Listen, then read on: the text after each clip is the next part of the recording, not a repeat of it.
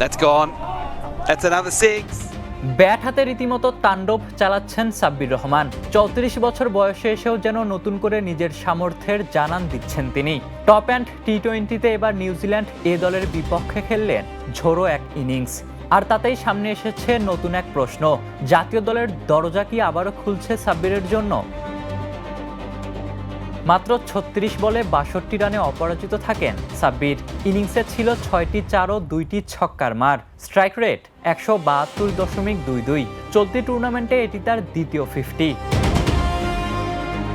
সাব্বিরের এই ব্যাটিং তাণ্ডবেই বড় সংগ্রহ পায় বাংলাদেশ এইচপি। তার সঙ্গে আরিফুল ইসলামের 71 রানে ভর করে 20 ওভারে 5 উইকেট হারিয়ে 181 রান তোলে বাংলাদেশ।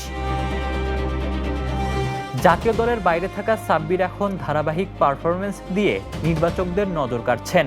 বয়স 34 হলেও ব্যাট হাতে তার আগ্রাসন ও ম্যাচ শেষ করার সামর্থ্য এখনো স্পষ্ট। তবে জাতীয় দলে ফেরার পথটা সহজ নয়, কিন্তু এমন পারফরমেন্স নিয়মিত করতে পারলে লাল সবুজের জার্সিতে সাব্বিরের প্রত্যাবর্তনের সম্ভাবনা একেবারে উড়িয়ে দেয়া যায় না। Ishtiaq Mahin, the news.